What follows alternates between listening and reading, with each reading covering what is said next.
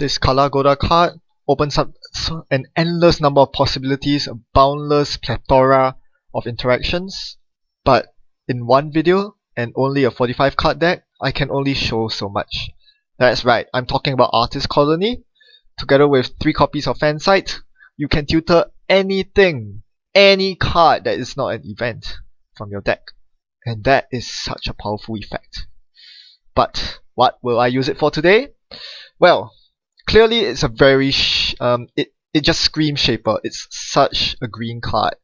The ability to get anything out at will, like it lends itself to being built as a toolbox deck, a jack of all trades. Lots of silver bullets for the right occasion. And as you can see on the screen, I'm doing exactly just that. You have Imp for Acid Spam, you have Plascrete for Flatline, Film Critic, good against Harpsichon RP, Silencer. I'm using the Stealth Suite, so the ability to tilt up the Silencer, the 1 copy of Silencer in your deck is huge, and of course Hunting Grounds against the very commonly played Tollbooth and Data Raven. Let's get into the game, which is against RP, so immediately I know that one of my biggest priorities is to get a Film Critic out and start hammering R&D. That is probably RP's worst fear right now. Not Noise, not Anarch, but Film Critic with R&D Mega Dig, because you can easily lose 3 points to a Film Critic, just like that. Definitely makes you think twice about using your Nisei tokens. I have a pretty decent opening hand, no card draw, but lots of econ in Gamble and Lucky Find, exactly what I need early on. Lucky Find is a bit questionable, there are no prepaids in this deck.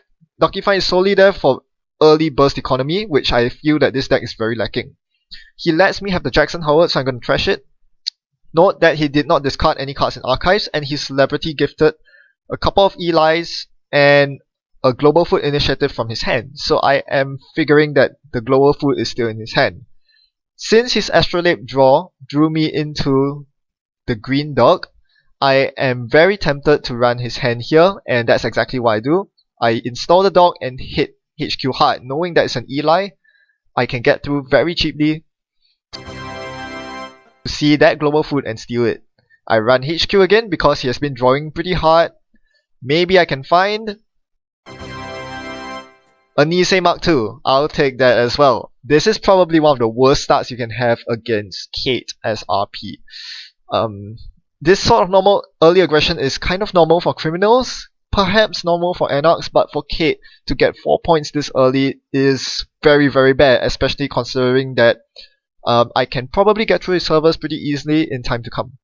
Now he gets a Sundew off, and I kind of figure that I cannot really contest it. I could try to bounce off HQ and go to the remote, but if it's anything but a barrier, I'm just done. I'm just done. So I don't want to waste 2 clicks doing that. Instead, I'll build up, and try to find my tutors. The tutors in my deck include 3 copies of Fansite and 2 copies of SMC. The Fansites won't turn on until he scores the first agenda, which is almost always a Nisei Mark II, but that's fine. You can play around Nisei Mark II, you can play around a scored Astro Script, and this deck is built towards it. This deck runs Clot in the event that they get their first Astro Script. You get your tutors and oh sorry, I forgot. This deck doesn't run Clot, but it threatens Clot. That's the most important thing. Yes, you could run Clot in this deck, but I prefer to have the Lucky Finds. Anyway, I continue hammering his hand because I suspect that he has been drawing agendas, since he has been drawing cards but not actually playing them. Turns out all he has is a mental health clinic, which I really wanted to trash, but I wouldn't have the money to install the daily cast or play the gamble after the trash, so I decided to leave it and solidify my economy instead. He's still letting me have pretty free reign on HQ, which is probably not a good idea considering that I have 2 scavengers in my hand. I ran 3 scavenge in this deck, not only to recharge the dog, but more importantly to recur imps, because imp is just so good in Shaper. When you can recur imps, life is good. Now he attempts to start scoring the first Nisei. I'm really trying to find my Fansite here.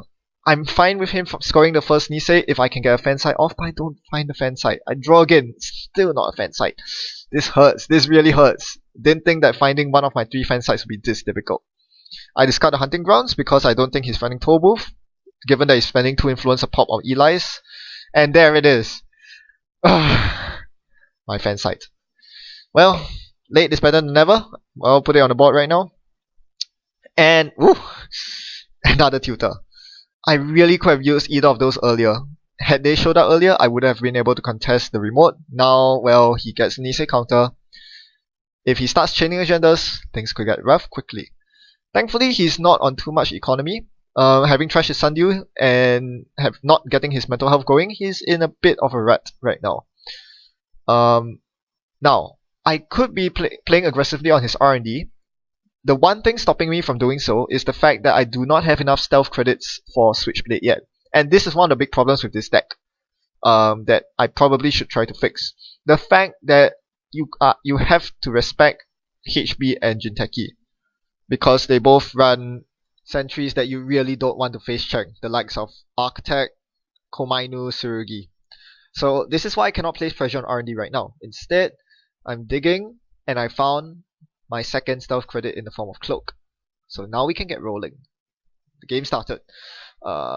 And I'm going to place the R&D-eye and go for R&D before he starts stacking any more eyes on R&D. Now here I pay through the first pub, and I see the second pub, and at this point I'm like, okay, might as well just use Switchblade. Saves me 1 credit, and I get to use a stealth credit. So we see Lotus Field and the Future Perfect with a Film Critic in my hand. Should have gotten the Film Critic out.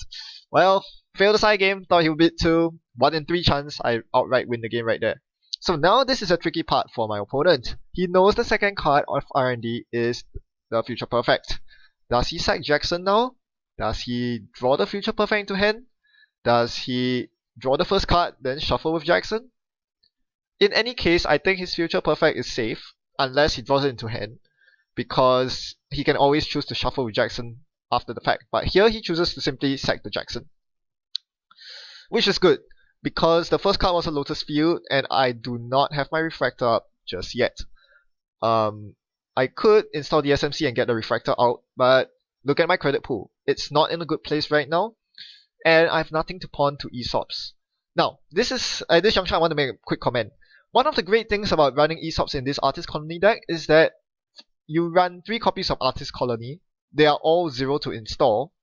You do not need multiples of them, and they are useless once they have served their purpose, once you have sacked your fan sites.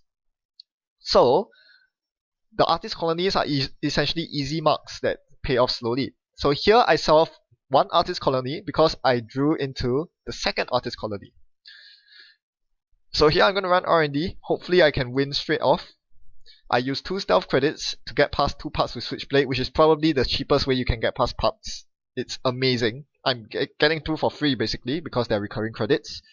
The only cheaper way is to parasite the pups down, which, well, I don't need parasite in this deck because Dog and Switchblade are so efficient. Then I install my Artist Colony. So this is keeping me going. I do have enough credits to keep going for a bit more. He shows me a Future Perfect in his hand, and that Celebrity Gift has me honed in on HQ. Forget R&D. I mean, I can access 3 cards with the R&D in my hand, but I know there's a Future Perfect in HQ, and I can certainly host it on Film Critic. So I'm going to run HQ right here. The only thing that stops me here is a Code Gate, and if that's the case, I'll check out. Sure enough, it's a Code Gate. It's a crick. I have no choice but to let him fire it, and he has to fetch the Sundew. Except that once he does that, there's nothing left in Archives for him to fetch. So the moment I knew that, I knew my next line of play. I see Enigma, that's fine. Now that I know there's nothing in Archives and Crick does absolutely nothing, I have 3 dog counters, I have a couple more credits, I'm going to go for it. I run HQ again, Crick fires, I use Dog, and access Caprice Nisei, no money to trash it! Oh, I should have used the stealth credit to pump the Dog instead. Well, I still have the stealth credit, so I can still afford to make 1 more run. And that's exactly what I do here. The amazing thing about Film Critic is that you don't need to make a successful run with at least 4 credits to steal agendas. And yes!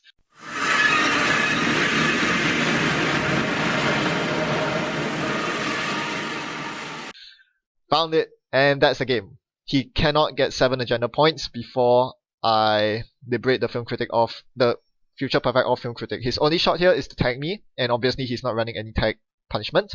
I mean, any tag giving stuff, so I just liberate the Future Perfect to win the game.